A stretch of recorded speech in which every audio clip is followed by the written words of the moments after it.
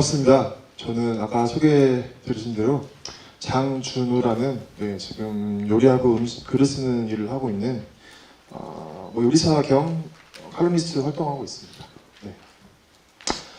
제가 사실 강연을 처음은 아닌데 많이 하는 편인데 오늘같이 떨린 날이 참 있었나 모르겠네요. 네.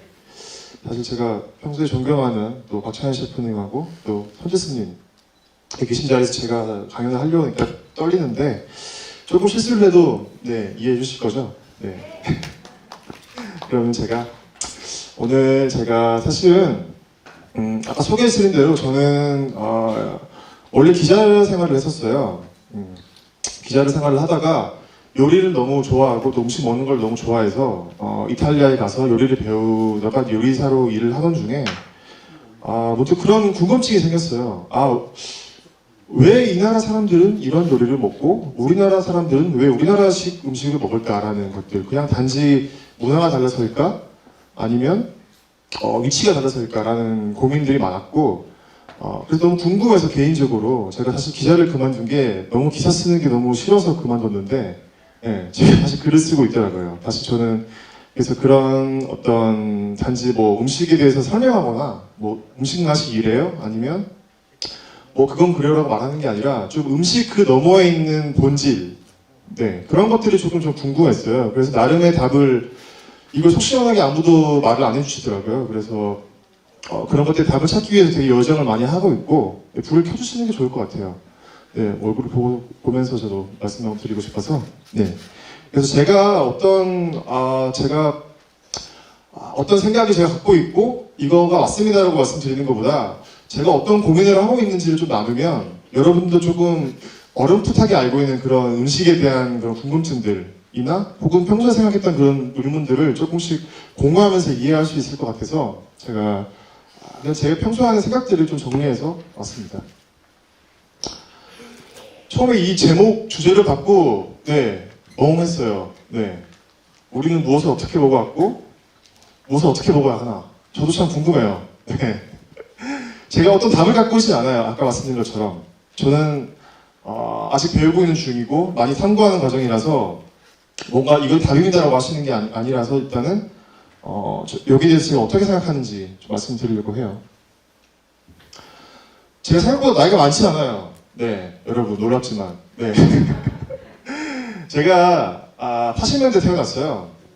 제가 아직 20대는 아니죠. 20대 얼굴은 아니니까 80년대 태어났는데 지금 저희 세대, 그래서 제가 여러분들은 이런 걸 먹어왔어요라고 말씀드릴 수 없을 것 같아요. 왜냐면 저는 그 앞 시대를 살아본 적이 없어요.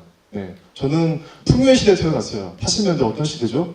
우리나라 경제 성장을 하고 발전을 하고 또 뭔가 이제 막 붐이 일어나는 세대죠. 그때 저는 태어났어요. 저는 밥을 굶어본 적은 없어요. 그래서 저희 세대의 80년대생들, 지금 90년대생들이 이렇게 각광받고 있지만 저희 세대의 사람들은 고민이 그거예요. 뭘 잘 먹을까, 배부르게 먹을까가 되게 중요한 고민이 아니에요. 뭐가 제일 고민일까요? 맛이죠, 맛. 맛이 최우선 가지였어요. 그런 거였어요. 저희는 맛있는 게 먹고 싶어요. 왜냐하면 부모님 세대보다 저희가 선택할 수 있는 게 훨씬 많아요. 부모님 세대의 어릴 적들을 여러분들 아마 저희 부모님 세대에 계신 분도 있겠지만 어릴 적에 선택할 수 있었던 음식들이 그렇게 많았나요? 지금처럼? 많지 않았죠. 하지만 저희 세대는 별게 다 있어요. 피자, 치킨부터 시작해서 굉장히 많은 먹거리들 중에서 선택을 해야 되는데 그 선택에 대한 기준은 맛이었어요. 맛. 물론 부모님들은 영양이 중요하니까 이거 먹어라, 이거 나쁜 음식이니까 이거 먹지 마, 패스트푸드 나쁘니까 이거 먹으라고 하는 그런 강요와 저희 속에 있는 그런 맛있는 걸 먹고 싶은 욕망의 어떤 대결 구도였죠, 어릴 때는.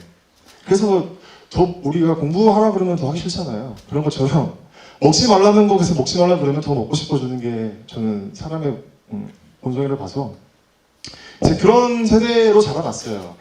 그래서 풍요롭지만 한편으로는 제가 생각하기에는 풍요 속의 빈곤이라고 생각을 해요. 왜냐면 양적으로 뭔가 많은 것들이 이루어졌지만 질적으로는 뭔가 되게 이루어지지 않았어요.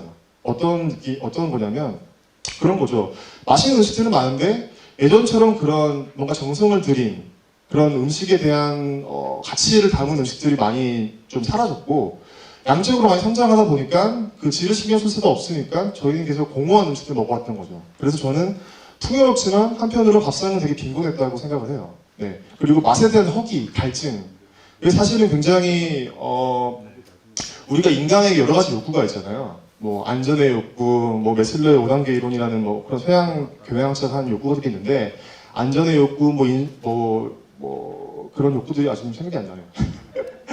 그런 것들이 있는데 사실 식욕이 굉장히 뭐랄까 가장 채우기 쉬운 욕구예요. 가장 우리가 직관적으로 채울 수 있고 누구나 채울 수 있고 저는 그 먹방이라는 요즘에 그런 현상들 TV나 TV는 다 먹방이 나와요. 저는 그게 나쁘다기보다 그게 어떤 사회를 대변해주고 있다고 생각을 하거든요. 네. 우리가 모두 맛에 허기져 있어요. 맛이라는 것에 대해서. 우리가 너무 힘들수록 뭔가에 대한 보상을 받고 싶어 하는데 그게 뭔가 경제적인 월급이 들어오는 게 아니라 뭔가 계속 내가 일을 하는데 월급은 계속 그대로고 생활은 피폐해지는데 내가 취할 수 있는 행복이 그런 먹는 것밖에 없어요. 저희 세대 같은 경우는 혼자 사는 세대, 저는 물론 결혼했습니다만은 혼자 사는 세대들이 할 수 있는 거는 뭔가 가족 간의 유대라 이런 데 기쁨보다는 맛에 대한 그런 기쁨을 채우는 게 훨씬 더 손쉬워요. 네, 손쉬워서 계속 맛에 집착을 하는 거죠. 지금 저는 맛이라는 담론이 지금 우리나라에 굉장히 지금 셰프가 등장하게 되면서 맛에 대한 담론들이 많이 이루어지고 있죠. 불과 이게 제 생각에는 맛에 대한 진지한 담론이 생긴 게 얼마 안 된 것 같아요. 한 4, 5년 전에? 4, 5년 전부터? 그러면서 이런 게 생겼죠. 맛집. 네, 맛집. 우리가 너무 좋아하는 단어죠. 맛집. 여행 가면 뭐부터 검색하시죠? 어디 가시면? 네, 우리가 네이버에 검색을 합니다. 맛집, 주변 맛집. 제가 이태원에 가요. 이태원 맛집을 찾아보죠. 왜냐면 궁금하다. 맛있게 먹고 싶으니까. 네, 그게 잘못된 건 아니에요. 맛집이라는 말이 언제부터 혹시 생겼는지 아세요? 맛집이라는 단어가 맨 처음 내가 언제 들어봤다라고 자각하고 계신 분. 맛집. 옛날부터 있었을까요? 조선시대 맛집?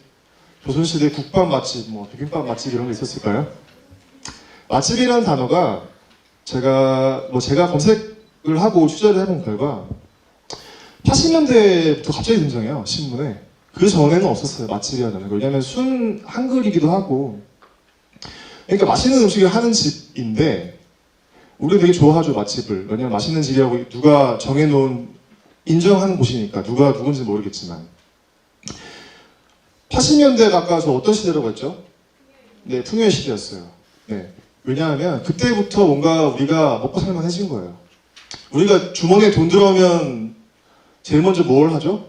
누가 돈을 많이 벌면 그 사람한테 우리가 뭐라 그러죠? 밥사. 네. 돈이 생기면 네, 맛있는 거 먹어야 돼요. 그게 일단 사람의 어떻게 보면 그 기저에 깔린 욕망인 것 같아요. 80년대부터 우리나라의 경제가 많이 성장을 했고 거기에 따라서 이제 왜 마이카 시대라고 하죠. 지금이야 차가 다 있겠지만 그 전까지는 이제 사람들이 차를 사야 기업들이 돈을 벌 거 아니에요.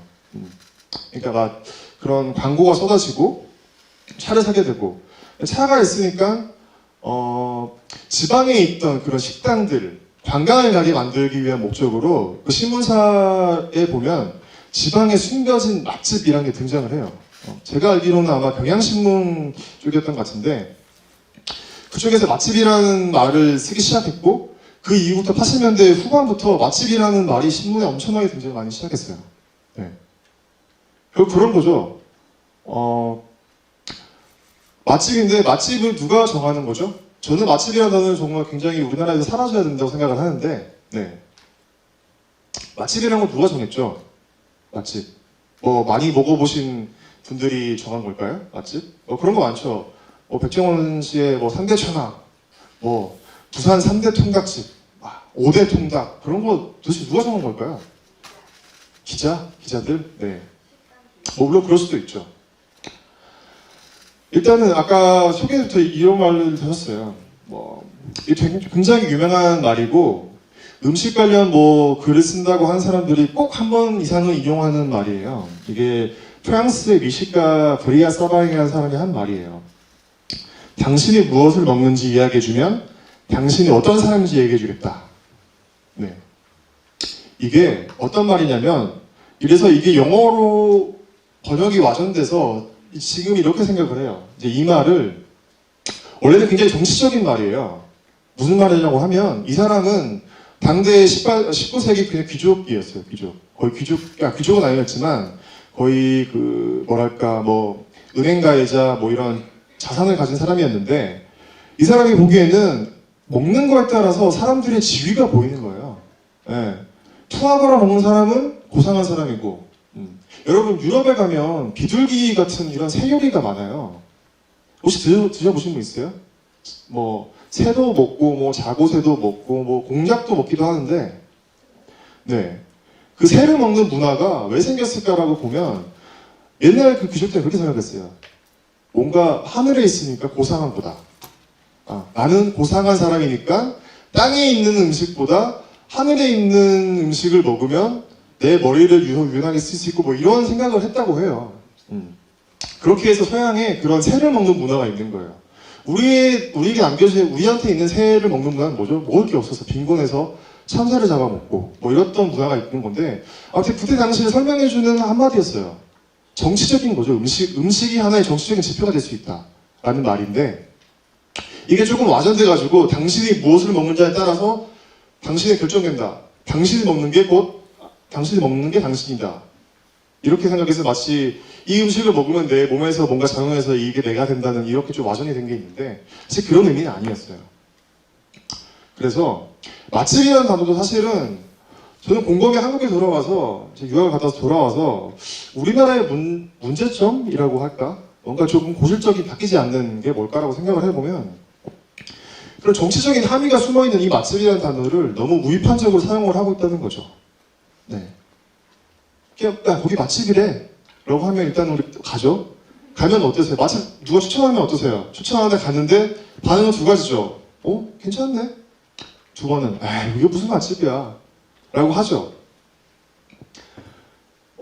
지금 서울에도 그런 데가 많죠. 서울 몇 대 곰탕집, 순댓국밥집 해가지고 유명한 곳이 많은데, 가보면 다 만족하셨나요? 맛집에 좀 숨겨진 뭔가 정치적 함의 플러스 경제적인 함정이 있어요.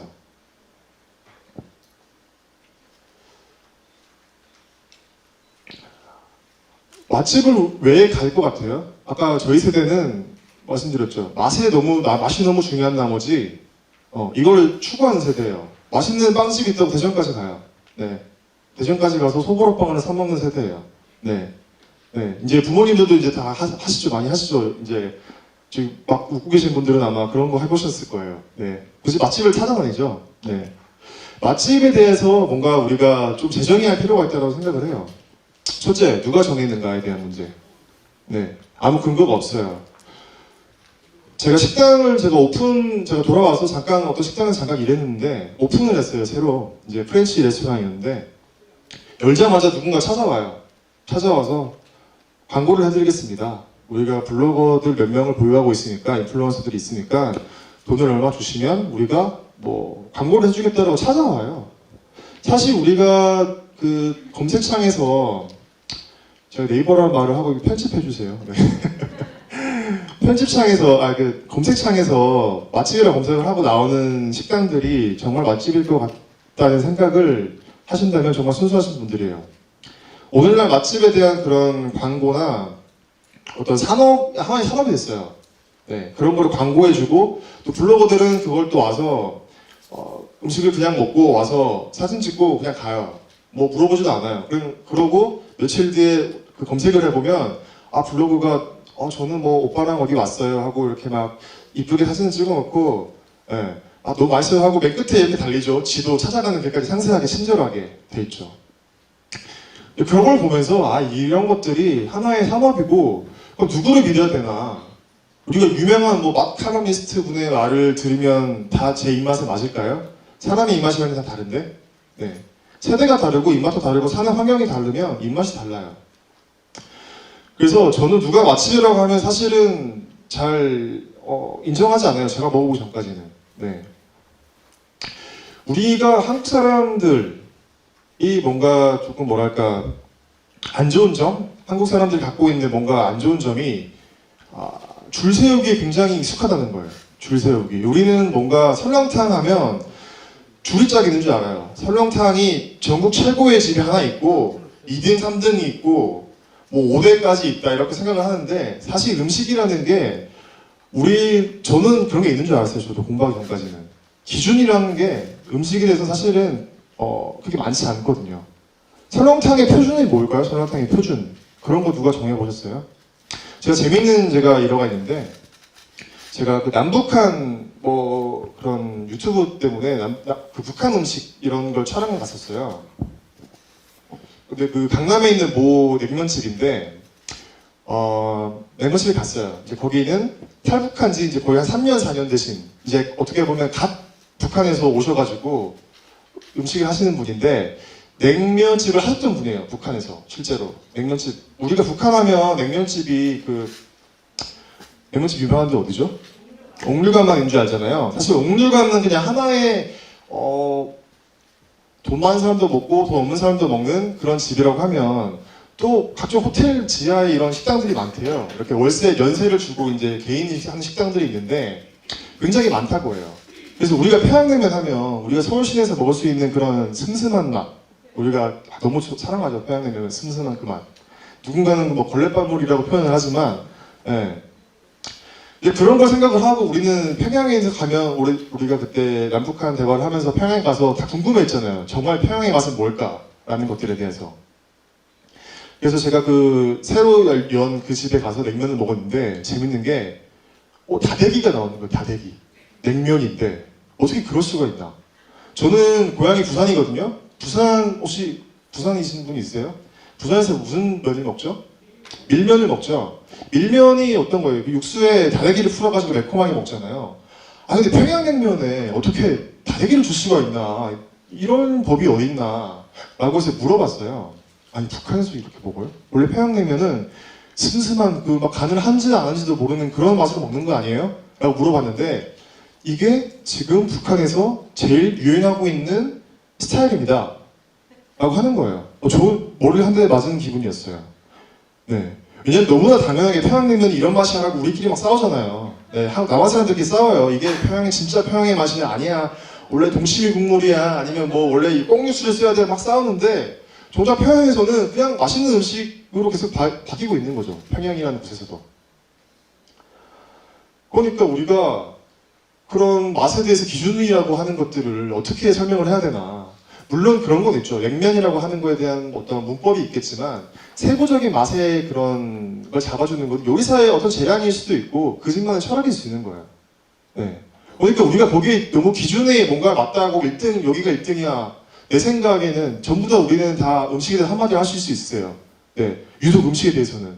나 이거 먹어봤으니까 나는 이 맛을 안다고 생각해서 다 말씀을 하세요. 근데 마치 그런 거예요. 다 다른 얘기를 하고 있는 거예요. 제가 제일 좋아하는 김치찌개의 이상적인 맛은 저희 이모님이 해주신 김치찌개인데 정말 자작하게 해서 국물이 거의 없는 찜 같은 그런 김치찌개가 너무 맛있었고 좋아했는데 저는 그런 김치찌개가 맛있다고 생각을 하고 다른 친구는 뭐 참치가 들어간 김치를 좋아한다. 그럼 김치찌개 얘기를 하는데 서로 다른 얘기를 하고 있는 거예요. 어떤 커뮤니케이션이 미스죠. 네. 이제 음식이라는 게 정말 우리가 다 공유한다고 생각하지만 서로 각자 다른 경험을 갖고 있는 거예요. 네. 이거 우리가 그런 거에 대한 좀 인정이 있어야지만 우리가 이제 그 다음부터 맛에 대해서 이야기할 수 있는 거예요. 이게 계속 맛에 대해서 얘기를 하고 하면 끝도 없어요. 프랑스에 이런 유명한 얘기가 있어요. 취향은 논쟁 대상이 아니다. 라고 하는 얘기. 취향에 대해서 우리가 논쟁을 하면 끝도 없어요. 왜 나는 베토벤을 좋아하는데 넌 바흐를 좋아하는 거야? 싸우면 무슨 답도 안 나오죠. 음식도 마찬가지예요. 그래서 사실 우리가 저희 세대는 그런 것 같아요. 저도 나이가 어린 분도 그렇고 맛집을 통해 가지고 뭔가를 얻으려고 하는 거죠. 그 육체적인 허기, 그런 감각적인 맛과 정서적인 허기. 우리가 식당에 가면 뭘 제일 먼저 하죠? 밥이 나왔어요. 뭐 하죠? 사진 찍죠. 네. 하나의 의식의 의식. 난 이거 먹었어라고 기록을 하는 거고 이거를 뭔가 내가 SNS에 올림으로써 뭔가 공유하고 뭔가 얘기하고 싶은 욕망이 있는 거예요. 그런 정서적인 허기가 담긴 거예요. 그래서 이게 맛집이라는 거를 우리는 그런 식으로 소비를 해요. 지금은. 맛집이라는 게 아마 저는 굉장히 쓰는 게 없어져야 된다고 생각을 하지만 아마 없어지지 않을 것 같아요. 그래서 맛집이라는 얘기 좀 드리고 싶었고, 우리가 또 그런 거 많이 좋아하시죠? 가성비 맛집. 또 맛집인데 가성비까지 줘야 돼. 정말 맛있고 배부른데 쌀까지 해야 돼. 얼마나 좋아요. 예. 뭐 5만 원 같은 만 원짜리 밥상 얼마나 좋아요. 네, 하지만 제가 요리를 해보니까 저도 요리를 하기 전까지는 여러분과 크게 다르지 않았어요. 왜 맛없게 만들지? 음식을? 이거 조금 더 하면 더 맛있게 만들 수 있는데 왜 재료를 안 절겼을까? 사람이 먹는 건데. 사람들이 이율배반적인 생각을 하고 있는 게 내가 먹는 거에 대해서 좋은 거 먹어야 되고 맛있는 거 먹어야 되지만 거기에 돈을 쓰려고 하지 않아요. 네. 돈을 거기에 대해서 가치가 있는 거를 인정하지 않으려는 아직 우리는 그런 뭐랄까 음식 수준에 살고 있는 것 같아요. 이게 뭐 우리나라 사람들 비하하는 게 아니라 이게 사실은 제가 유럽에 나가보니까 그런 게 하나의 그 발전적인 단계더라고요. 네. 사실 먹방이 지금 되게 우리나라에 갑자기 뜬 것도 아니에요. 영국에서는 거의 20년, 30년 전부터 먹방이 탄생해가지고 지금까지 먹방을 하고 있어요. 뭐 제이미 올리버 이런 사람들 고전 램지 많이 들어보셨죠? 이미 그 사람들도 뭐 그 이전에도 80년대, 90년대에도 먹방을 하고 있었어요, 거기는. 네. 우리는 조금 더 그들 세대와 뭔가 격차가 있다고 보시면 되는 거죠. 네. 아마 우리도 조금 뭔가 수준이 뭔가 올라가긴 할 건데 이제 그런 거에 대한 얘기는 조금 더 뒤에 나눠보도록 하고요.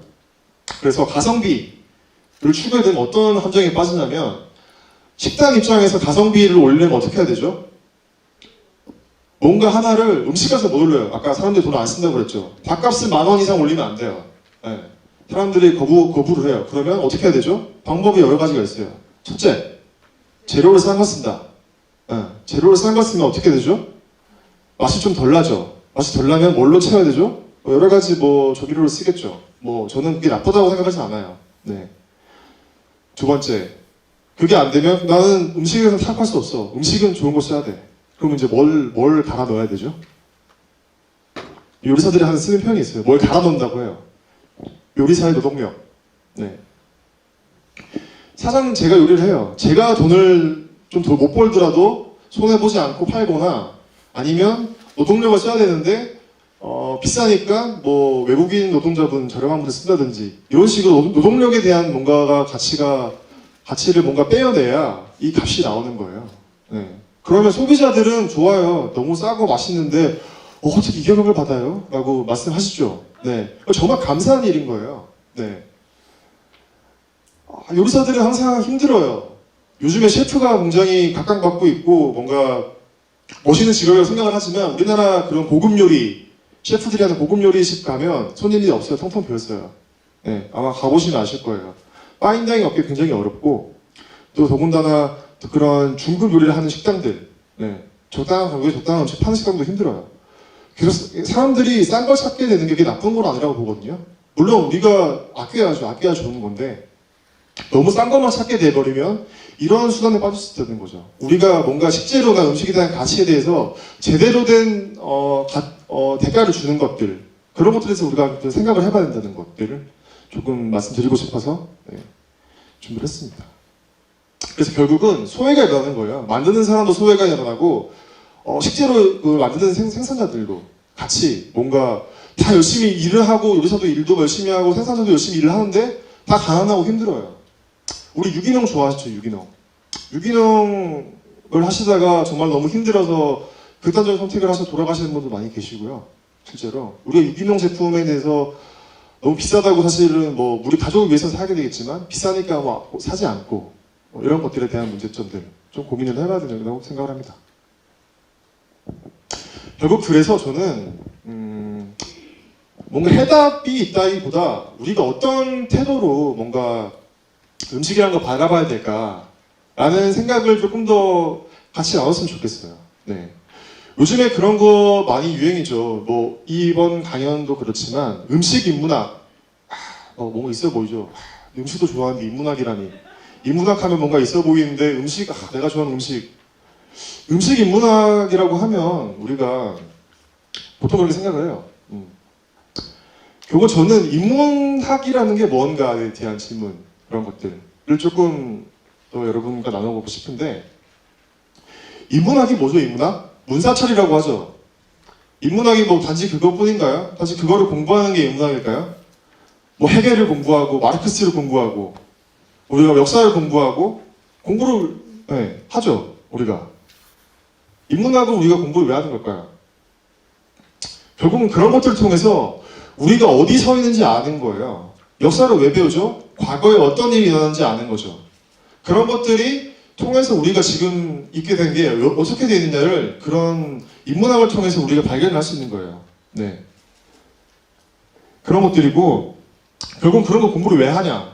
제가 적었지만 결국 주체적으로 우리가 뭔가를 선택할 수 있고 살 수 있는 그런 것들을 좀 알려주는 게 저는 인문학이라고 봐요. 네. 우리가 그냥 공부로서의 인문학은 사실은 어떻게 보면 하나의 우리가 일반인으로서 우리가 학자가 아니잖아요. 학자가 아닌 사람들이 인문학을 어떻게 적용을 시켜야겠어요. 당장 내가 마르크스와 루소와 칸트를 읽으면 내 삶이 달라지나? 그게 아니라 그 사람들의 생각을 읽고 우리가 조금 더 뭔가 가치 판단을 할 수 있는 눈을 가지게 되는 거예요. 네. 어떤 의미냐면 미혹되지 않는 것. 공부를 하는 이유기도 해요. 미혹이라는 말이 저도 이번에 몰랐는데 미혹이라는 말을 자주 쓰긴 하는데 이게 불가용어더라고요. 뭔가 미혹되고 미하고 혹하는 것들. 저희 어머니가 계세요. 네, 어머니가 계신데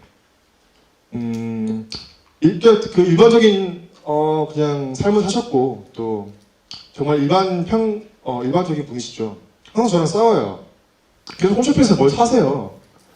계속 좋은 거라 그러면 몸에 좋다 그러면 뭐 사시고 뭐 눈이 요새 침침한데 블루베리를 사시고 뭘 사시고 이래요.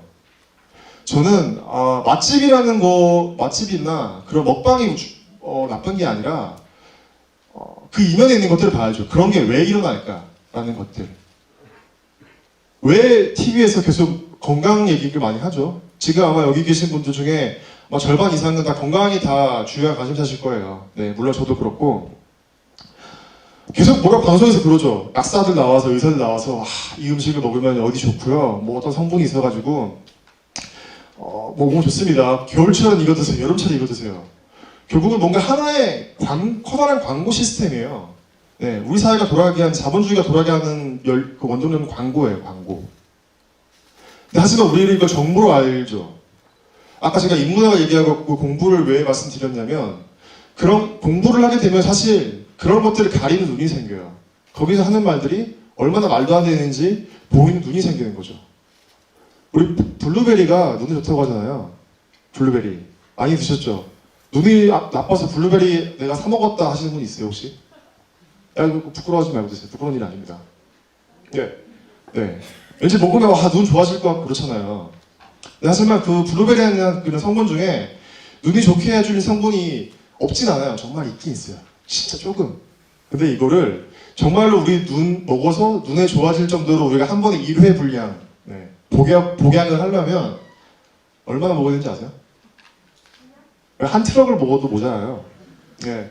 그런 많은 광고들 속에서 성분을 강조하고 뭔가 약효를 강조하고 그런 것들이 있는데 사실 우리가 조금만 더 보면 공부하고 합리적인 사고를 하면 금방 알 수 있어요.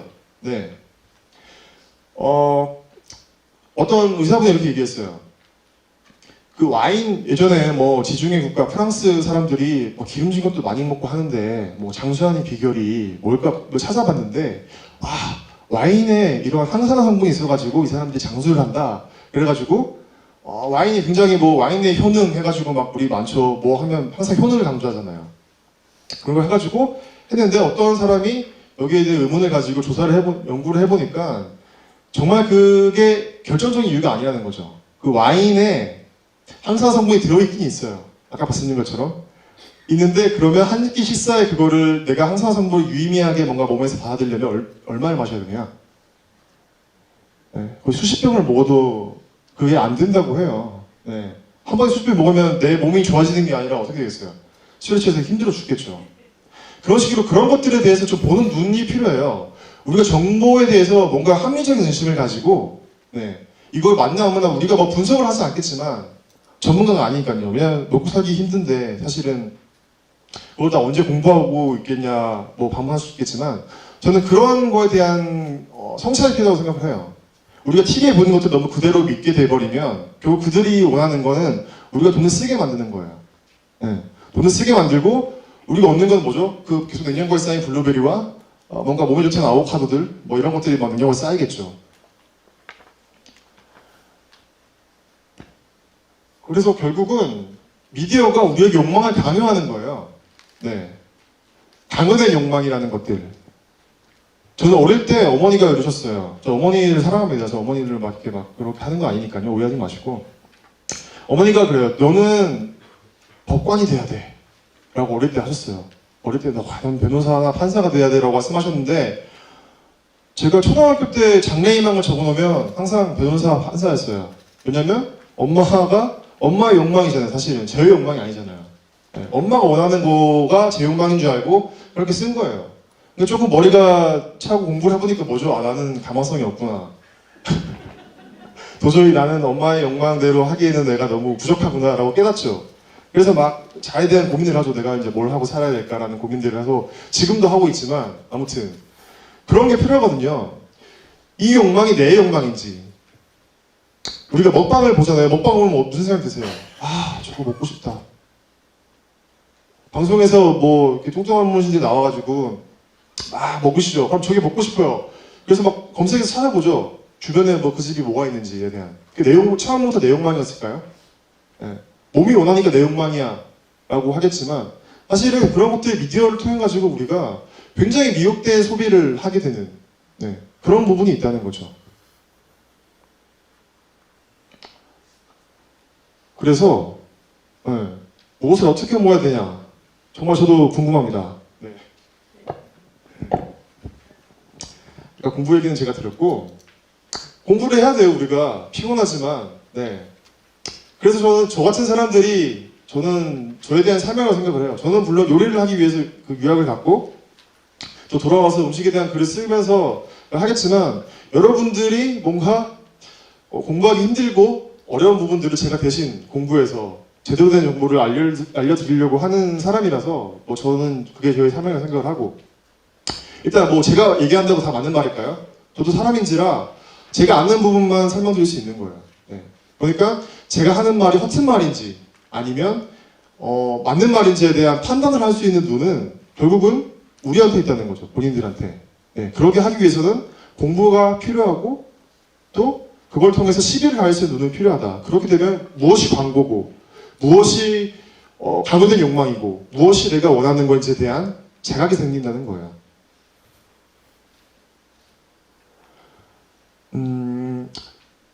제가 사실 굉장히 좋아하지 않았던 단어 중에 하나 약식동원이었는데 지금 좀 생각이 바뀌고 있어요. 약식동원이 게 뭐죠? 약과 음식은 같다. 그래서 사실 효능이라는 얘기가 굉장히 강조되고 있는 거예요. 왜냐하면 우리가 먹는 게 아까 그 브리아 세바링이 말한 것처럼 정치적인 의미를 떠나서 우리가 정말 먹는 게 내 몸이 되고 한다고 하면, 네, 먹는 게 되게 중요하겠죠. 좋은 걸 먹어야겠죠. 하지만 우리가 음식이 약이야, 보양식이야. 우리 현대사회의 문제는 항상 그러죠. TV를 켜면 당신이 필요한 거는 이걸 안 먹어서 그래요. 네. 당신이 필요한 건 이거 안 먹어서 그렇고, 당신이 뭔가 기적의 밥상 같은 걸 막 하면 당신의 인생이 달라지고 뭔가 달라질 거야 라고 막 계속 먹으라고 하죠. 되게 먹으라고 해요. 먹으라고. 안 좋으니까 이거 먹고, 뭐 더 좋아지기 위해서 이거 먹고. 제가 봤을 때는 현대사회의 모든 질병이나 문제점은 뭐냐면 과잉이에요. 과잉. 뭔가 우리가 영양소가 부족하지 않아요. 네. 제가 한동안 순댓국에 너무 빠져가지고 순댓국만 정말 일주일 동안 먹은 적이 있어요. 네. 정말 살이 찌더라고요. 네. 일주일 동안 먹었는데 뭐 금방 벨트가 정말 바뀔 정도로 굉장히 바뀌었던데, 우리는 이제 그런 음식들이 어떻게 나오는 거죠? 사실 보양식이라고 나온 것들, 만든 음식들이 정말 우리가 못 살고 이럴 때 정말 한 끼에 배부르게 뭔가 채우려고 할 때 만든 음식들인데 이걸 일상적으로 먹게 되면 어떤 문제가 생기는 거죠? 과잉이 생기는 거예요. 과잉. 몸에 좋은 뭐 삼계탕 뭐 이런 것들을 매일 드셔보세요. 어떤 몸에 변화가 생기는지. 네. 젊은 저도 이렇게 힘든데 아마 더 많이 힘드실 거예요. 결국 뭐냐면 계속 그런 광고나 이런 것들을 계속 강요하고 더 사게 만들고 뭔가 먹게 만드는데, 우리에게 필요한 덕목은 그런 거예요. 여기가 좋게 살아서 그런 게 아니라 저도 혼자 막 고민을 하다 보니까 결국은 절제나 이런 만족, 자기 만족, 이게 굉장히 중요한 가치인 걸 깨달았거든요. 그런 말을 해요. 약사분들은 네 그런 말을 해요. 음식이 정말 약효를 하려면 아까 말씀드린 것처럼 굉장히 많이 먹어야 돼요. 네.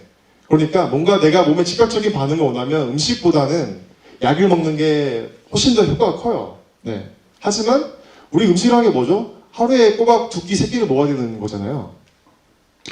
결국은 그런 만족이나 절제를 통해 가지고 우리 먹는 것들을 조절하면서 제가 아까 뭐라고 했죠? 인문학적으로 음식을 먹는다는 거 뭐라고 했죠? 주체적으로 먹는 거였죠. 주체적으로 한번 생각을 해보세요. 일주일 전에 먹은 음식 기억하시는 분 있어요? 일주일 전 이 시간에 토요일 주말에 나는 뭘 먹었어? 기억하시는 분? 없죠? 3일 전에 나 뭐 먹었지? 기억하시는 분 있어요? 아, 네. 주체적으로 살고 계십니다. 저도 한번 그런 걸 해요. 우리가 이게 인스타로 막 인스타가 아니라 사진을 찍잖아요. 제가 한번 일주일 동안 어떤 식습관을 가지고 있는지에 대해서 좀 궁금증이 생겨가지고 사진을 찍기 시작했어요. 계속 제가 먹는 것들. 저는 사실 한 끼 아니면 2끼 먹거든요. 3끼 다 챙겨 먹지 않아요. 네. 사실 잠이 많아가지고 아침에는 잘 안 먹는데 저는 그냥 하루에 한 끼 먹고 이렇게 한다 생각했는데 굉장히 많은 양을 먹고 있더라고요. 저는 뭐 한식에 어떻게 보면 한식이 아니라 한국 음식에 대한 뭐랄까 조금 서양 음식과 비교해보면 굉장히 과식을 유발하고 있는 그런 프로세스로 뭔가 구성이 되어 있다고 생각을 해요.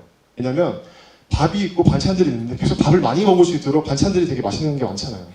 과식을 할 수밖에 없어요. 네, 저는 조금만 먹고 싶은데 반찬 우리가 또 어떻게 교육받았죠? 있는 건 다 먹어야 돼. 네, 저는 그만 어머니가 그런 말씀하시면 항상 아니 음식이 중요해 내가 중요해 내가 이거 먹어서 힘든데 예? 그게 더 중요하냐고 사실은 뭐 물론 뭐 논쟁의 거리가 있겠지만 그런 거예요. 항상 그 과식을 유발하게 하는 그런 밥상들 우리가 푸짐하게 차리면 좋아하잖아요. 근데 하지만 우리가 다 먹나요? 반찬들을? 먹지 않아요. 서양에 가보면 음식을 한 접시로 줘요. 네. 원래 처음부터 서양도 원래 한 접시로 나오지 않았지만 이렇게 한 접시에 대해서 뭔가 1인분이 있다는 거에 대해서 먹는다는 게 어떻게 보면 뭐랄까 과식을 덜하게 만들어요. 물론 유럽 사람들도 그걸 먹고 또 뭘 먹죠? 디저트를 먹죠. 네. 그래서 뭐 결국 뭐 그쪽이나 이쪽이나 과식을 하게 되는 나름인데 그렇게 의식적으로 내가 뭘 먹고 있는지에 대해서 의식을 하고 내가 일주일 동안 혹은 하루 동안 얼마만큼의 양을 먹는지를 뭔가 조금 깨닫고 먹으면 좀 달라져요. 식단이. 그래서 저는 좋은 음식과 나쁜 음식은 없다고 생각을 해요. TV에 그런 거 많이 하죠. 뭐의 나쁜 음식. 뭐 슈퍼푸드 하면 좋은 음식이고 뭐 나쁜 음식 하면 뭐 화학 제품 쓴 제품들 나쁘다고 생각을 하죠. 사실 저는 그 음식들도 존재의 가치가 있다고 봐요. 모든 화학 제품들을 사라져야 되는 게 아니라 사실 그렇게 만들었기 때문에 우리가 지금 전부 다 배를 부르게 먹고 살고 있는 거예요. 예전에 그런 제품이 나오기 전에는 어땠죠? 모자랐죠. 비싸고 모자랐죠.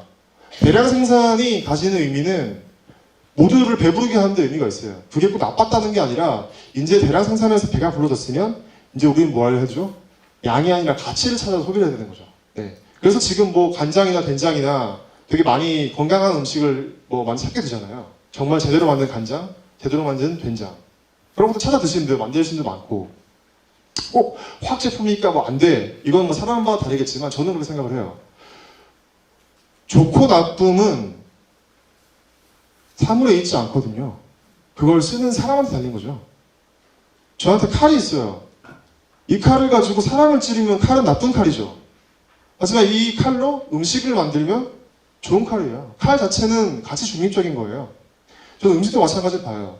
아무리 몸에 좋은 음식이라고 해도 아무리 몸에 좋은 된장, 간장이라고 해도 이걸 내가 식탐을 가지고 많이 섭취하게 되면 우리 몸에 어떻게 되죠?